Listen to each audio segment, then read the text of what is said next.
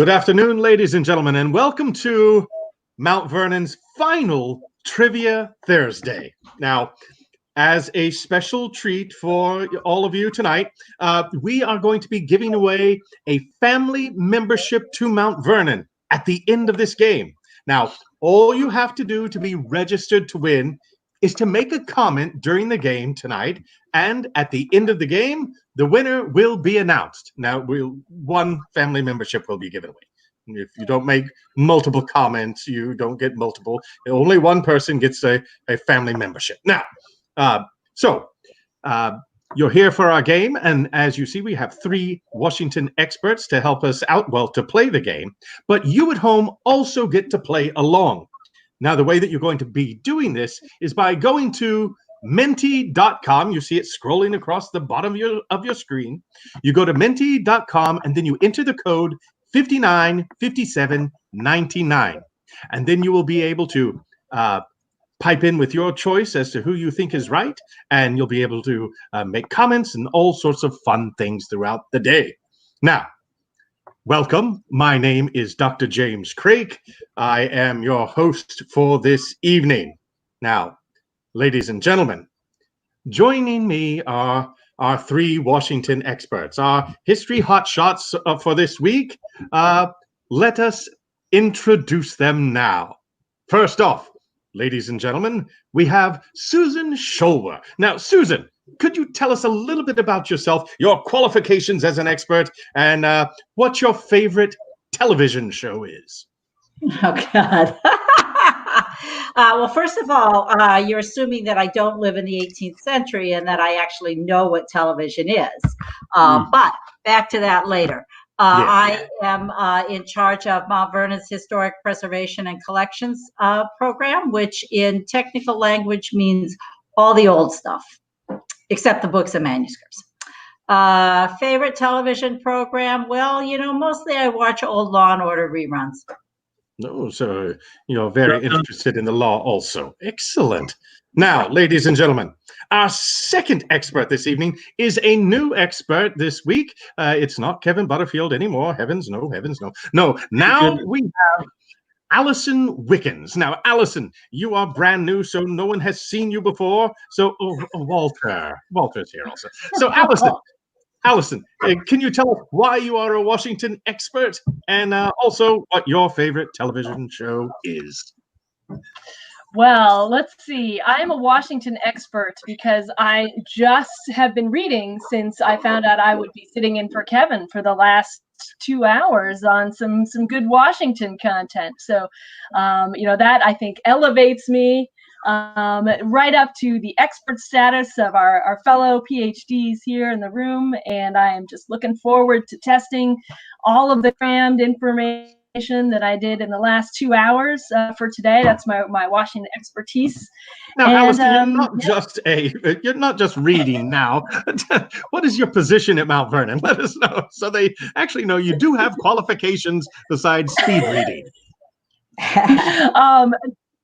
Thank you, Dr. Craik. I am also the Vice President for Education at Mount Vernon, and I look forward to not only learning history, but my job is to help other people learn it. So I get to be teacher mode, so I am excited to be, though, on the learning side of things today. My favorite television show, I'm going to, it's a COVID-19 phenomena of seeking out comfort. And I've been watching a lot of good Parks and Rec reruns during the time where we're trapped at home. That's been my favorite as of late. Excellent. So you're waiting to get out and about. So for your parks and recreation. Wonderful. Exactly. Now, ladies and gentlemen, our third expert this evening is probably one of the most important people out at Mount Vernon. I would like to think so. So, Doug Bradburn. Doug, could you tell us why you are a Washington expert and also what your favorite television show is? Well, thank you, Dr. Craik. I'm delighted to be here again. I'm going to have a massive victory today. I predict it. I promise it. And I'm an expert because if you look at all those books Allison's reading, if you look in the acknowledgments, my name is in each one of those, thanking me for all the information I've imparted to those folks while they were here at Mount Vernon. I'm the president and CEO, which means I'm in charge of all the old stuff and the new stuff and the living stuff and the dead stuff. So all those things are covered right between these 6 inches right here, Susan. And tonight you're going to see it in all of its glory. And I showed off a picture earlier of my dog Walter, but you can go on my Twitter feed at Douglas Bradburn and like Walter there. And if you do that, I will be very pleased. Thank you so much. Now, favorite television show is tough. I mean, that's a sort of a personal question, a deep. Exactly. I wanted people to know you a little bit more personally. I'm not prepared to bring you inside here in the heart so much quite now. But I will say that what I'm watching right now, like Allison, I have been watching some things, and my wife Nadine and I have been, going through the streams, and I'm rewatching Turn right now because what some of the folks might not know is that I will be interviewing Ian Kahn, who played George Washington, sometime in the next couple weeks, I think, mid-June, on a members-only interview. I'm also going to be doing a members-only interview for Chris Jackson, the gentleman who played George Washington in the Hamilton musical, which will be appearing on Apple Plus. And so I'm going to have a lot of George Washingtons as well as Crakes in my life over the next month. And so I'm watching Turn right now. And have I finished the first season? No, I'm almost done with the first season, and I'm enjoying that. So there you have it, ladies and gentlemen. Now, remember, Doug has pointed out that if you wish to see interviews between Doug Bradburn and the Washington from Turn and the George Washington from Hamilton, well, goodness gracious, you're going to have to become a member because those interviews are going to be broadcast member only. So, ladies and gentlemen, get your membership, but also remember, we are awarding one family membership this evening at the end of the program. All you have to do is make a comment during the program. Now, ladies and gentlemen, the way you do that is you go to www.minty.com and enter the code 595799. And then you'll be able to join us and play along. So, ladies and gentlemen, it is time to start Washington Counts. Wait. All this talk, before we begin, Dr. Craig, all this talk about George Washington reminds me of a question I have. What did George Washington, Abraham Lincoln, and Christopher Columbus all have in common? What did George Washington, Abraham Lincoln, and Christopher Columbus all have in common? Yeah. All right, it's not presidency because Columbus didn't. Very easy. They were all born on holidays. There you go. There's a laugh. There's a laugh from Susan. All right. Now we can begin. Now we make ladies and gentlemen, the game is Washington Counts. The questions will appear on the screen. Now, the answer to these questions will always be a number. These questions will be somehow related to George Washington in some way. And then it will be up to our experts to guess their answers. Now, their answers will be a number. And when they have gotten their number ready, they will place their ready card up to the screen so that we may see that they're all ready. And, once we see their answers, then it is up to you, the audience, to decide who you think is your favorite expert, who is the closest without going over. So, ladies and gentlemen, if we are ready, then let's begin the game. Question number 1. The blacksmith at Mount Vernon works with iron. What is the melting point of iron? And this will be in degrees of Fahrenheit. Ah, yes, Fahrenheit. Thank goodness you told me that. Yes. Now, there's a blacksmith out at Mount Vernon, isn't there, Doug? There's 2 blacksmiths that we have on staff here who are fantastic and can make anything from a sword to a boiler. Excellent. Now I'm sure you've seen them work quite a bit, haven't you? I've seen them on occasion. Yes. I think you have as well, Dr. Craig. I'm sure every time your horse throws a shoe when you come over to Mount Vernon, you send it over to the smithy, or you complain about the shoddy workmanship you get in Alexandria and say that the only good blacksmiths are George Washington's blacksmiths, which we all know is true. Of course. So, Well, and I would just like to say these blacksmiths that we're talking about, these blacksmiths work on my team. They are part of the education team. Advantage we know them better. Allison. Right. Allison. I see how this is going to work already. All right, ladies and gentlemen, our experts have their answers prepared. So now let's see what their temperatures are for melting iron. So everyone, place your answers up to the screen now. Doug's ready. Yes, everybody's ready. So Doug says 1,001 degree. Susan says 750 degrees. And Allison says Melting point of iron. 1,273 degrees. Susan, are you getting help from Bill? I hear Bill in the room. That has got to stop right now. There's no ask a friend here. There's no call out to Bill. Bill, what's the Google say? No. Now we know. He is, in fact, making faces at me, which is not helping my concentration any. Yeah, well, everyone likes the new person tonight. Susan Susan has only got 35, and Allison is up to 42, and Doug, they're just thinking 1,001, 17. They're not impressed with right now. So remember, it's 750 degrees from Susan, 1,001 degrees from Doug, and Allison has 1,273 degrees. Remember, ladies and gentlemen, you're voting for who is closest without going over. So now, let's see. We'll give it just a second more to see if anyone else. Are we going to talk about why we think what it is, or what? Are we just going to ramble on here? Doug, why do you think it is 1,001 degrees? I don't know. I want to know why Allison has got such a precise sounding number. It seems like she either has Googled it or knows stuff that she has no right to know.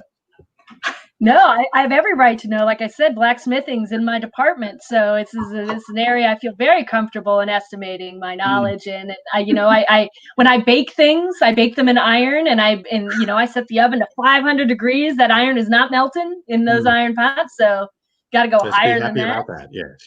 Yeah. So, yeah, but you went to like 1,273 or some specific number, right? Yeah. No, that was Allison. I have 750. I went with the same sort of baking analogy. I just went with 1,000 and figured I'd go 1 in case one of you said 1,000. Yep, trying to squeeze us again. He's playing the odds. All right. Well, let's see what the answer is. The answer is, of course, 2,800 degrees. So closest without going over is Allison. The newcomer scores the first point. That is amazing. Now, still not very good, though. It's still not very close. Let's be honest. Well, actually, the boiling point of iron is 5,182 degrees. Yeah, a little bit warm. I knew that. That's the easy one. Yes, the more specific. Dr. Craik, Yes. in your time, Sir. one of the exciting new technologies that George Washington was interested in were these new furnaces that could produce lots of iron in Virginia and in Pennsylvania. And I think one of the exciting new technologies today are these rocket ships that are going to take people to the moon again. And it brings me to mind a joke about the restaurant on the moon. Did you hear about it? Did you hear about the restaurant on the moon? Do you think our astronauts are going to go visit it soon? A restaurant on the moon. I haven't heard anything about a restaurant on the moon. It's got great food, but no atmosphere. No atmosphere. It's got no atmosphere. Ha! Unbelievable. Let's hear a little bit about our audience. Thank goodness. So this is you're going to tell us a little bit more about yourself. So, ladies and gentlemen, what is your favorite outdoor activity at Mount Vernon? Is it sitting on the piazza, or walking down to the Potomac River, the wharf, or the farm, or visiting the animals, or wandering through the gardens? Oh, everyone likes sitting out in the back there, looking out on the Potomac River. Excellent. Well, yes, indeed. So did George Washington. So Yes. that's one of his favorites. Yes. There was a lot going on in the river in Washington's time. There would have been ships and then random things happening across the river. Now it's a little more quiet, typically. Oh, it's lovely, especially early in the day. The sunrise was beautiful out there, I tell you. Reading history books on the piazza out there. Excellent. Now, ladies and gentlemen, those of you playing along at home, I see there's quite a few of you right now. But if you are not playing along and you're going, how do I do this? You simply go to www.minty.com and enter the code 595799, and then you're able to play along. And by adding your comments to the game tonight, you are entered in a chance to win a family membership to Mount Vernon. It'll be great fun. Now, let us continue on with the game. Question number 2. Washington Irving's The Legend of Sleepy Hollow was adapted into an animated film by Disney called The Adventures of Ichabod and Mr. Toad. What year was it released? Yes, finally a historical question with a date involved. Now we have advantage Bradburn. Yes, Doug is quite. You're going to get a. I thought he was going for an encyclopedia. So, Mr. Toad, I presume.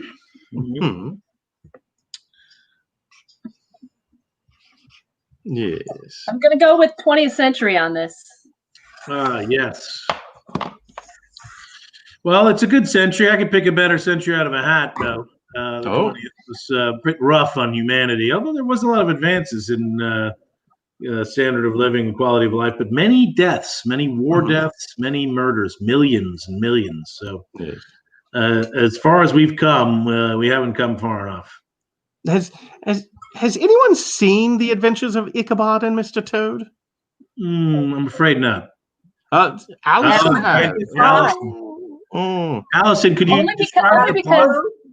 Allison, could you describe the plot for us? I mean, I know the Legend of Sleepy Hollow, but Mr. Toad is what's throwing me off a little bit. I'm afraid my memories are based on the nightmares it used to give me. So I was pretty young at the time. Was it because of the Legend of Sleepy Hollow, or was it because of the Toad that you had nightmares? The animation. The animation. If I say much more. Animation. Yes. Well, experts, are you close to getting your answers prepared? There's ready, and ready. Yeah. So, experts are ready. So let us find out their guesses here. Douglas says 1952. Susan says 1980, and Allison says 1967. So, ladies and gentlemen, now it's up to you to decide who is closest without going over to that year. It's a classic. The release of Ichabod and Mr. Toad. Here, you know what happens if a dear. Like that. Adam wrote you a new joke, Doug. There you are. That's excellent. I'll have to incorporate that one. I'm going to have to save that one. It reminds me of my cat joke, which is, do you know why cats are such bad storytellers? No, I don't know why cats are bad storytellers. They only have one tail. One tail. I thought it was because they didn't speak. So, you don't know like cats, then, Mr. Craig. Don't you know the toad? Ichabod and the toad talks. If a toad can talk, a cat can talk. Certainly. Well, you said you hadn't seen it. We don't know if the toad speaks or not. All we know is it frightens Allison. That's all we know. It's a Disney movie. The toad has to speak. He's in the title. I guess so. Who knows? So Allison is again the favorite for this at 40%. Doug, you've come up quite a bit. You're at 31%. And Susan, is your family around, or they just left? They need to. Susan, goodness gracious! What can I say? I'm being deserted. Well, they like the new shiny thing, you know. Oh yes. Well, the answer is 1949. Yes. Everyone has gone over. I don't understand the Price is Right rules situation here. Why is it over? Why isn't it just closest? Because that gets a rule. Didn't you ever watch Price is Right? Because that doesn't make any. It didn't make any sense in Price is Right, and it doesn't make any sense now. So I guess if someone had said 1946 and then you said 1952, you're the same distance away. So who gets the point? So you have to choose one way or the other. Right. So, that's rubbish. You don't have a tie. If you choose the same number, it's a tie. I mean, what? Doug, what you is get that? the honor point. You get the honor point on that one, right? We're playing for 10 points. I mean, you can have some ties in there. It's not going to be the end of the world. Well, you went over, so there's no I think point if you in went back and we rewatched these and did it closest to, I might have a shot. There's a couple of times when the guessing was so close. All right, let's go. You're adding numbers. All right. Question number 3. How many aircraft elevators are there on the USS George Washington? And he's going to get his model of the USS George Washington. No. Well, here's my USS George Washington. Very good. And also, I worked. I helped build the USS George Washington when I was in college. I worked at Newport News Shipyard. This is a pocket knife that was given at the commissioning of the USS George Washington. Right here. Well, not a pocket knife. It's a lock blade. It's very nice. It's got our general on it right there, made from steel from the USS George Washington. And I also have a key to the Bastille right out my door, made from the George Washington. So, is that from when you were helping build it? Advantage, So Bradford. We clearly have an advantage here. Yes. Clearly, How many elevators? Well, I'm going to answer that for you in a moment. I'm ready. He's writing his number down. Allison and Susan, both their ploy to get an answer has failed. Tried. So Allison is ready with her answer. Douglas is ready with his. And Susan, are you ready with yours? Oh, yeah, I already said that. Sorry. Yes. All right. Excellent. Well, we think, let's see what the answers are. Oh, we've got Doug with 3. Oh, I got very little margin. Susan with 4 and Allison with 8. So, ladies and gentlemen, 1 to 3 would be Doug. I thought I was going low. No, 1 to 3 would be 1 to 2 would be none. 3 is Doug. 4 to 7 is Susan, and 8 and above is Allison. Ooh, everyone is taking Doug's expertise as having worked on the USS George Washington as being now he's got pictures and everything. And he had the nerve to accuse me of cheating.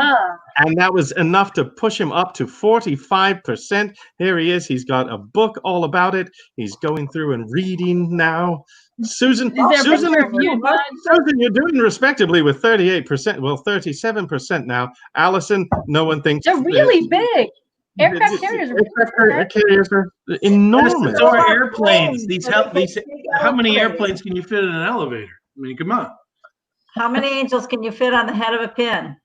Yes. Well, that's very nice. Without going over. Find it in here. Let me see if I can find it in the stats somewhere. Can't change your answer. Well, he's at 48. Oh, there's 4 aircraft. There's 4 elevators, each 3,800 square feet, right there. And Doug gives the answer away before there it is. It's 4 elevators. Correct. Susan, exactly on the dot. But some of those elevators go up, there was one in each corner. Yeah, I thought there was 3. I didn't know if there was 4. That was a thing, but I thought, well, I'll go under. Nobody will guess 4. I mean, they must have added that 4th one after you had left working on it. Yeah, that's it. Well, look, I'm not perfect. I don't remember everything about everything I've ever been involved with. My Lord, unbelievable. I'm a human being. There you have it, ladies and gentlemen. So why do bees have such sticky hair, though, Dr. Craig? Why do bees have such sticky hair? Sticky hair. Bees. I don't know why they have such because they use a honeycomb.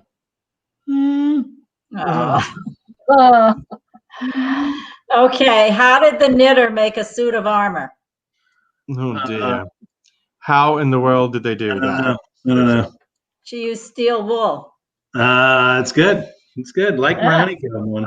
Glad to see it's rubbing off. Wonderful. Here we are. So it's time for a viewer poll now. Tell us what you think on the next slide, ladies and gentlemen. Here we are. Oyster ice cream was a common flavor in the 18th century. Would you try it? One person said, no way is is jumping way out in the lead. 5 people say, yeah, sounds delicious. Yeah. 7 are still not sure. 8 now like it. 25 hate it without even trying it. And the oysters and oyster Have ice we ever cream. made that here at Mount Vernon? Have we ever made oyster ice cream for? I think accidentally once. I'm sure we have. I'm sure we have. Since the 90s, probably we've been making ice cream at different times of the year. I'm certain somebody did the oyster. I'm waiting for it to be a special at the inn. That's We'll what I'm do it. waiting. You know what? Then That's a great idea. Then I will try. We can open the inn. We'll do it. Absolutely. Excellent. And I promise you, if they do, I will try it. And we'll have to pay people. We'll have to pay people to try it. Well, the overwhelming response to this is I like oysters. Why wouldn't it be good in ice cream? I don't understand. It'd be a little tart, maybe. Yeah, Salty, a little salty, like a salty caramel kind of situation going on. I think it'd be good. Well, some oysters are sweeter than others too. Yeah, see? And 10 people agree with you. So 10 people think so. 33 think we're crazy. Wise people. Yes. What do we got? All right now. Question number 4. New Hampshire was among the first 13 states, and its highest elevation point is Mount Washington.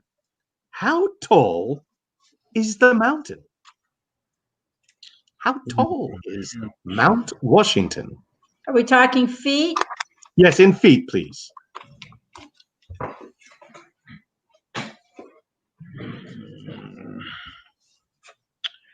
Okay.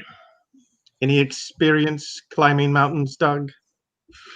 Less than you'd think. Yeah. When people see me, the first thing they think is that guy's got an alpine sort of cut of his jib. But in reality, I tend to like the low plains areas and near beaches. I'm not a huge mountain guy. I'm not a skier. I skied when I was in college and almost died. So mountains are pretty to fly over in airplanes and drive through, but climbing them, it seems like you got to go back down once you go up. That's a lot of work. I haven't been up Mount Washington, but I have been up Mount Katahdin, which is in the highest peak in Maine and the end of the Appalachian Trail, and it is one adventurous rock scramble. How tall is that mountain? It's like 5,000 square feet, 5,000 feet, something like that. I made it up the first 4,000, and then there's like a 10-foot sheer rock wall, and I said, Well, that's good. Allison is taking great. So now I know that it's not more than 5,000. Thank you, Susan, for that. Susan, Allison is taking great exception with you talking about the height of another mountain. It's a different mountain, Allison. We can talk about Mount Vernon. Not in New Hampshire. It's irrelevant to Mount Vernon. All right. It's irrelevant. New Hampshire and Maine are connected somewhere, aren't they? Right. Everybody is prepared with their answer, so let's see what it is. Douglas says it's 3,800 feet. Susan says 6,280 feet. The tallest mountain, Susan. And Allison says 8,413 feet. Goodness gracious. So if you're up to from 0 to 3,799 is no one. From 3,800 to 6,279 is Douglas. 6,280 to 8,412 is Susan, and anything over 8,413 is Allison. So let's see, Doug, you are overwhelmingly the choice here. I mean, look, it's New Hampshire. Folks from New Hampshire always exaggerate things. I mean, that's the tallest mountain they've got. They call it Mount Washington. It's barely a hill. It's not very tall. It's not even a mile high. Come on. That's said by someone who admittedly loves the plains. I'm sure I have more mountain climbing experience than anyone else on this panel, and I'm willing to Allison, what is the highest mountain you've climbed, Allison? 19,000 feet. 19,000. What mountain is it? Nepal. Wow. That is a country to go to another. Did you have to use oxygen on that mountain? No, but I breathe very, very slowly. So the answer is 6,288 feet with a margin of Susan, 8 come feet. on. Susan gets the Very point. good. Susan's like, well, I told you, I climbed the one in Maine. Oh, I yes. knew. There you go. I just want you to know I've been taking guessing lessons from Kevin. No, you get props on that one. That's pretty close. You almost got to That is ring that very good. bell. Ding, Yes. ding, ding, ding, ding, ding, ding, Well, ding, ding. you got the Doug bell right there. Yes. Now, Thank you. the weather observation station at the summit of Mount Washington is the Mount Washington Observation Tower and surprise. observatory, and it receives 281.2 inches of snow on average a year. So, looking at our total so far, Susan is ahead with 2 points. None has 1 point. Allison has 1 point, and Doug is playing. So, Yes, But- I am but- playing. but- I am playing the game. Yes. Let us know that Doug has the most jokes. So yes, Yes, that reminds me that today we had the sheep shearing here at Mount Vernon. I don't know if you Yes, got to yes. watch that earlier. Do you know what kind of car a sheep drives? what car a sheep drives? No, I'm not sure what kind of. No. It is a Lamborghini, obviously. Come on. Lamborghini. I like that one. I like that one. All right. Question number 5. George Washington University's school colors are buff and blue, which are inspired by Revolutionary War uniforms. How many varsity teams does the university have? These questions are insipid. This is a complete ridiculous guess. Who knows? The answer is who cares? Actually, that's the real answer. How many numbers is that? It's infuriating. I don't think who cares is going to get you any points, Doug. Take this seriously. Figure out a number. Okay, I will pick a number. You know, George Washington is their mascot. The official mascot is George Washington there. But the unofficial mascot for George Washington University, anyone know what that is? It's like a hippopotamus or something. Exactly. It is a hippopotamus. See, that would be a trivia question that I would get. So things like that, maybe for You next actually time. just did. Too bad there aren't any points assigned to that one. So Yeah. Did you guys know that about the hippopotamus? I know it now, thanks to you. I only know it because of Joe Bondi. I think he has one in his office. mhm. I have seen the George Washington University teams play, the men's and women's basketball teams. Allison's going to logical about it. So as So I know everyone, there's more than 2. Doug has his answer, Susan has hers, and Allison has it. All right, ladies and gentlemen, let's see what our experts think the number of varsity teams at the George Washington University are. How many do you think there are? Let's see your numbers, experts. Doug says 10. Susan says 22, and Allison says 28. So, who is closest without going over?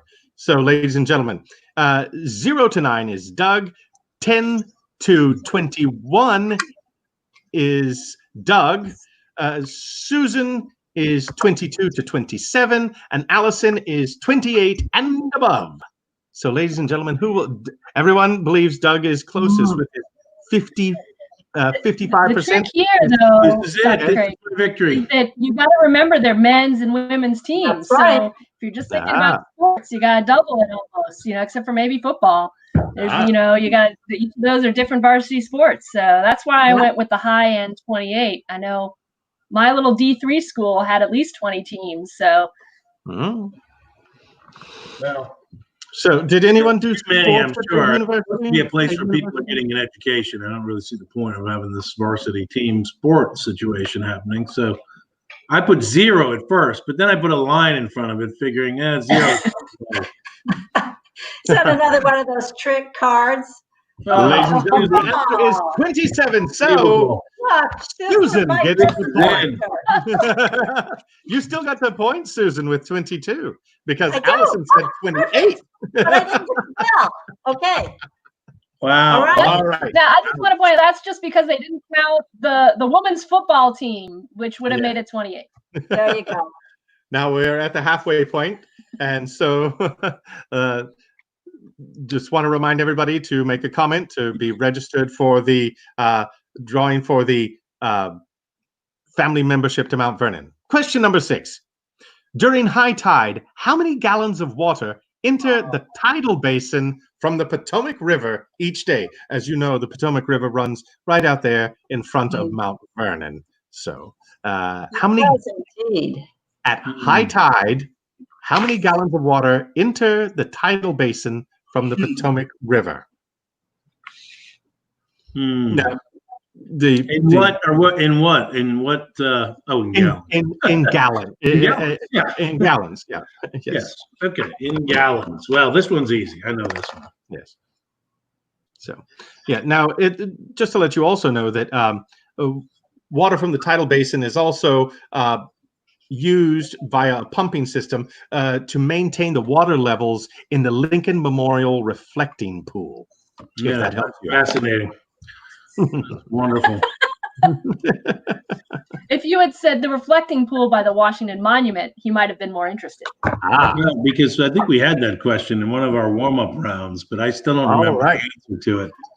Experts have their guesses, so let's see what they are. How many gallons do you think are going to enter the tidal basin from the Potomac River each day? 1 million gallons. That is 1 million. Susan says 108 million. Said, that's not a number. Is it a number? Allison is taking the low ball to try to put get a line through that 0 for it to be a 0. No, that was, see, you added that. I don't know. The judges, I'd like to see some judging on this one. That seemed like if she just put a J or something on her answer. That's not an answer. It seems to me. 0 to disqualified. 999 to 1 less than a million is Allison. 1 million to 107.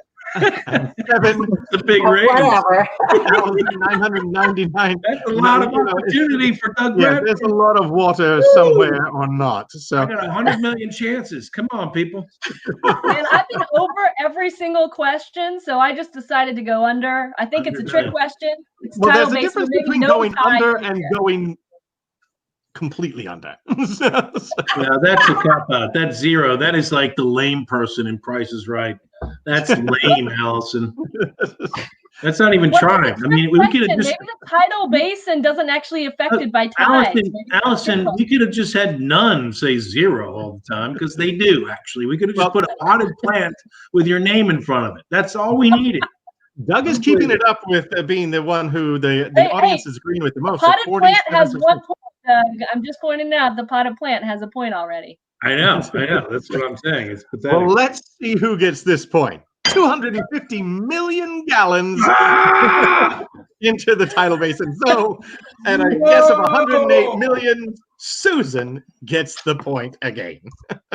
Wow, this is killing me. It's kind of reminds. My wife Nadine always complains that I don't buy her flowers, but I didn't even knew that she sold flowers. I had no idea either. I would have bought some from her also. Goodness. At this point, ladies and gentlemen, Susan has 4 points. Allison has 1. None has 1. And Doug has enough material to write his own. Doug has the best jokes. Yeah, that's all I've got. Don't take my jokes away, Dr. Craig. That's all I got. All right, ladies and gentlemen, it's your turn once again. In my honor. Now, an image will appear on the next screen, and you have to choose what you think this image is of. So let's see the image so that the audience may choose. What is this object? It's a blank screen. That's what that object is. I see nothing. So there it is. There is the object. So see that object? Now, what is it? Is it a breakfast in bed plate, a chamber pot, or a bed warmer? Well, one person wants breakfast in bed, maybe a little oyster ice cream or something like that. It could be a crepe pan. It's like a crepe pan or something like that, right? It could be both, a bed warmer and breakfast in bed. So you cook the breakfast overnight in your bed warmer, and then in the morning you open it up for nicely toasted and freshly cooked eggs or something. Wonderful multi-purpose. There we are. Maybe you cook it in the bed with you. You just sit on it and it cooks. You know, like these guys on the plains would get like raw meat and they'd throw it under their saddle and they'd ride all day. And by the end of the day, it's nice and tender and cooked and ready to eat. Well, let's see what it actually is. That's a true story. 45 people are exactly right with a bed warmer. So, yeah. Perfect. All right, experts. It's time for question number 7. George Washington was first portrayed on television in a Hallmark Hall of Fame special titled Plot to Kidnap George Washington. What year was this Hallmark Hall of Fame special presented? What year was that? The first portrayed on television. Boy. On television. In a Hallmark Hall of Fame special titled I'm ready. All right, let's do Doug it. is ready. There 3, he is. 2, 1. They got to show they're disqualified. They got to put their numbers up. You got to have a speed thing going here. All right, 2 down. Susan, are you ready? And they're ready. So let's see the years that they believe it happened. Dang. Doug says 1949. Susan says 1952. And Allison says 1954. Oh, my goodness. That's very close. Very close in years. This one I've got. I'm back. Going back and forth. So, ladies and gentlemen, let's see who you think is closest without going over to the correct year. A lot of people think Doug is very good at 53% there. They like his 1949 answer. I like Brian's point there. Susan's family seems to be coming back into the game. She's her 1952 answer has 29%. And Allison, she only has 2 years. I got a whole 54 to the present. Well, there you have it, ladies and gentlemen. Allison has the margin here. Point, actually. And the Hallmark situation is maybe the thing that'll throw it off, because Hallmark, that could be later than my period. Just to let you all know, in that portrayal, George Washington was played by Ted Griffin, who also played Patrick Henry in The Farmer of Monticello. So maybe I can interview him. I'll get somebody to give me a seance going, and we can interview him. Well, let's see what year he portrayed George Washington. You got to ring the bell, Dr. Craig. Where's the bell? Ding, ding, ding. Right, I need a bell. Ding, ding, ding, ding, ding, ding, ding, ding, ding, ding, ding, ding, ding. Right on the dot. Unbelievable. That's amazing. Oh, Susan, you're guessing this. She's on the table. And she is running away with 5 points. Here's one I know she won't get, Dr. Craig. How much does it cost for a pirate to get his ears pierced? How much does it cost for a pirate to get his ears pierced? It's $1 an ear. Woo! But, See, that's a good one. Thank you. Oh, just a question number 8. How much area does the Apotheosis of George Washington, which is the large painting inside the ceiling dome of the U.S. Capitol, cover? And that is the answer. Experts will be in square feet. That's a great question. That is a fabulous painting. Now, has everyone seen the Apotheosis of George Washington? Yes, indeed. So everyone is going off. You can't see it here, but I have it recreated on my ceiling in my apartment. So, not to scale though, so I can't use it. Yeah, I have it on my ceiling too, except instead of George Washington, I have my dog Walter. Walter is suspended from the ceiling. Now, just to let you know that in the Capitol, the Apotheosis of George Washington is suspended 180 feet above the floor of the rotunda. So just to let you know that. So Doug is writing his answer. He's trying to include Walter in there. So let's see. Allison is ready. I believe Susan, you were ready, were you not? Yeah. Susan is ready, and Doug is ready. So, ladies and gentlemen, let's see what our experts think is the square feet of the apotheosis of George Washington. Bang! Doug says, is that 800 square feet? I don't know. What's the answer? Susan says 8,001. Actually, that's 800.1. Yeah. No, she's 8,000. I can see your comma in there. Nice try. And Allison says 1,954. Get back and be good. That's good. Yeah. So, oh my goodness. So let's see what the audience thinks of your guesses. That has nothing to do with the 799? guess for the last question, which happened to be 1954. There's no way how I got my. There you go. Allison is reusing cards now. Running out of cards. That's how she keeps a stack still from high school. So No. Yeah, I still got my stack. I'm just being precious. and Susan, careful. how did you come up with your number? Math. You want to walk us through Pi r squared. Well, I estimated it was 50 feet across. Mm-hmm. Oh, wait, that would be diameter. That would be 100 feet across. Whoops. So I might be off a little. Scarlett, I can't believe you're abandoning me after you heard that math answer right there. That's unbelievable. Come on. Now, but Susan does have I the remembered the formula.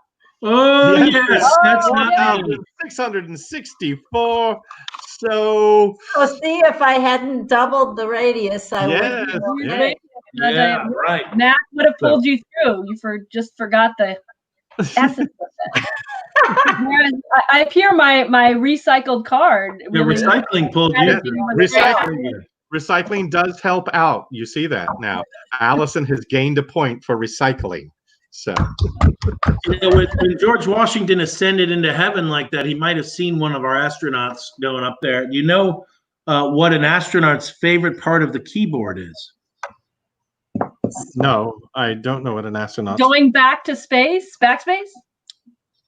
The space bar, Allison. So close. So close. But wrong. Sadly wrong. Has to be precise. Has to be exactly right. You can't go over. All right. Question number 9. During the construction of the Washington Monument, construction halted when funds ran out and the monument was left unfinished for years. How tall was this unfinished section? Yes, excellent.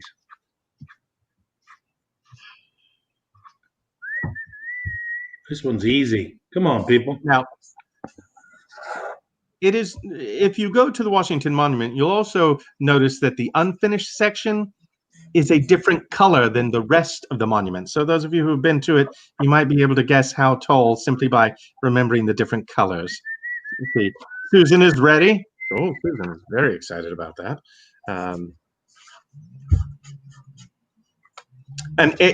Interesting, Washington. Oh, there we go.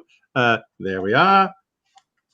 So Allison and Susan are ready. Doug is still formulating, counting. Beep boop beep boop beep boop. Thank you for the calculating sound effects. I'm ready. I think I'm going to get a ding, ding, ding on this one. All right, let's see. All right. Let's see everyone's answers now. Doug 180 says it was 180 feet. Susan says 150 feet. And Allison says 230 feet. No, she's wrong. So I've been wrong before. I almost wrote 130. How tall does who thinks that they're closest here? I think I'm closest. You were up there real. I think that. It's a battle between Susan and Doug at this point. I mean, I drive when we're at Mount Vernon, I drive by it every, twice a day. So I have a lot of time to spend sort of, counting the courses. Yes. It's a Pavlovian response with Susan right now, since she gets everything right, and you should just vote for her. Telling you, I'm channeling Kevin's guessing strategy. Well, here's the question. Is it 1/3 finished, or is it more than 1/3 finished, you guys? Do you think? Less than 1/3. You think it was less than 1/3, the part that was finished? No, that's wrong. That's More absolutely than wrong. 1/3. Susan's completely wrong. It's absolutely. You're way off. I guarantee it. I'm guaranteeing victory on this one, people. You better vote. You hear that, ladies and gentlemen? Doug guarantees victory. 42%. Oh, and that just got me more votes. And this By one is Doug worth 10 points. This question is worth 10 points. This question is worth 10 points. Then Oh no! 2 points. See, there are benefits to commuting. See, that's what happens when you live where you work, Doug. You just get too insulated from things. I get complacent. I haven't been boning up on my useless trivia. Another Washington fact about the Washington Monument: the same trowel that was used to lay the cornerstone of the Washington Monument in 1848 is the same trowel George Washington used to lay the cornerstone of the Capitol in 1793. It's fantastic. Excellent. It's time for another. Oh, goodness gracious. Susan. It's a bloodletting. And the next question is not worth 7 points. It's worth 10 points. This is like the Quidditch game where you can get the golden snitch at the last moment and just win the game. No matter how many Kevin, goals. if you're watching, I'm check doing it my with No best. matter how many Audience now. goals the nameless Joker scored throughout the whole game, Harry You Potter live in a grabs the fantasy little world. golden snitch and he just wins it, right? Now, I get we to be have- Harry Potter. We have a slide for our audience again to play along. All right, So well, let's get to it. guess what is true and what is a lie. So at the next screen, it's up to you to decide what is true and what is not. Martha Washington's great cake has very large measurements. Two of Ooh, I know these this one. ingredients are in the cake recipe, and which one is not in the recipe? I know this one. Ooh, 40 eggs, 3 pounds of butter, or 2 pounds of chocolate. And the audience is answering in. Everyone Clear on thinks this. that the Martha's recipe was not big on chocolate at this point. So let's No, see. but I would be happy to take that chocolate that didn't go into the cake for myself. Allison would like 2 pounds of chocolate for her payment for playing the game today. So it's 41 out of, goodness gracious, 43 people say 2 pounds of chocolate is not what is in the recipe. And Doug, you knew the answer to this one. It was? I did. 2 pounds of chocolate. There it is, right there on the screen. All right. Ladies and gentlemen, it is time for the final question. And most important question, the one Yeah. that decides who the victor is of all time. All right. The most important question. What is the runtime of the Hall of Presidents at the Magic Kingdom in Walt Disney World? And I would like this in minutes. What is the runtime in minutes? Too long. Minutes. Now, so while the experts are trying to figure out the length of it, they're going through it in their own minds. Just to let everyone know, George Washington was voiced by veteran Disney voiceover artist by the name of Paul Frees.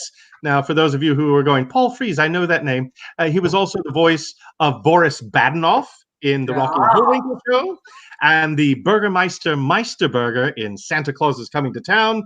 And for those of you who are big cartoon aficionados, he was also the voice of John Lennon and George Harrison in the Beatles cartoon in 1965.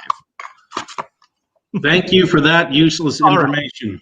I was just filling time while you all were figuring out your numbers. All right, so let's see. Everybody's ready. So how many minutes is everyone thinking that the Hall of Presidents is running? Doug says 32 minutes. Susan says 7.5. And Allison says 24 minutes. It's longer than you think, people. Longer than you think. So, ladies and gentlemen, it is now up to you, the audience, to think, how long is the Hall of Presidents at Disney World? Is it 32 minutes like Doug says, 7.5 like Susan says, or 24 like Allison says? You can trust me, people. What are the chances I won't get anyone right? Come on. Now, it is the boy Getting coming out. higher by the minute. closest without going over. Remember that. And everyone loves Susan at this point. There's 46%. It is a children's exhibit, and then Disney does know what they're doing, so maybe they kept it nice and tight on a slow window. Yeah, it's gotta Have you been there, Susan? Susan, have you been to the Hall of Presidents? Susan, Allison, have you been there? Disneyland. I haven't been to Walt Disney World. So I went to Epcot Center the year that it opened. I only went to my Disneyland. Mm-hmm. Yeah. I just figure if you got to cover all the presidents, has you been need to the Hall of more. Presidents. Yeah, it's a ridiculous question for morons. So let's see the answer. Let's see the answer. 25 5 minutes. Yes. Yes. Allison is closest without going over at 24 minutes. If I were you, Doug, I'd make the argument that this is like the game of spades, where if you like get everything, everybody else gets nothing. So Well, that's true. shooting moon. There should be a prize for me for the best jokes. I mean, you know what they gave? You know what prize they gave to the guy that invented the knock-knock jokes? What was that? They gave him the Nobel Prize. Mm-hmm. God. Oh, that's Ladies and deep. gentlemen, Many layers to that humor. final Many layers to that score. fun. Final Yes. scores. Doug comes in with 0. It looks like an comes in O with to me, 3, not a 0. and Susan has 6 points, and Susan is our winner for the game here.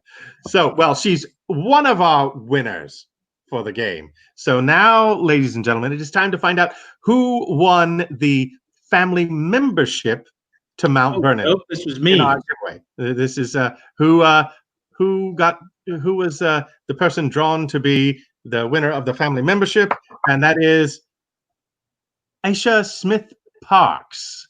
Is our Yay! winner. There she is. Let's applaud for her. Yay, victory. Aisha, we can't wait to welcome you at Mount Vernon when we get back open. But in the meantime, you get to enjoy those member-only And experiences. if you already have a family membership, you can gift it to somebody. Now, Aisha, what we need you to do to collect your prize is send a private message to Mount Vernon on Facebook to claim your prize. So go to the George Washington's Mount Vernon Facebook page and send a private message with your name and all that, and we'll get it taken care of. Walter is excited. He hopes to see you there. So, ladies and gentlemen, Aisha gets her family membership, but you too can also get your membership at Mount Vernon and come out and enjoy Mount Vernon, the home of George Washington, and it's just as beautiful as it is in this picture right there.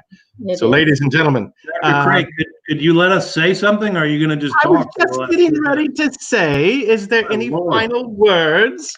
So, Doug, you lead us off with your final words there. Do you have any? I just want to say congratulations, and it was a lot of fun, and thanks to everybody for joining us, and we'll see you next time in a game that's rigged so I can win it. Allison, final words. I just want to say thank you for Kevin for having car trouble, so I got to play today. Yay! Yay. Wow. And Susan. the winner Thanks for to the everyone. game. It's been a good time. Kevin knew Susan was going to be hot. He was afraid to go into the kitchen. Couldn't take the heat. Ladies and gentlemen, on behalf of Mount Vernon, a Signing big off. thank you to all of you coming out, Bye-bye. and Come see thanks to you. our experts Whiskey, for being time for Mount Vernon whiskey. and Doug wants people to buy whiskey. So, ladies and gentlemen, thank you.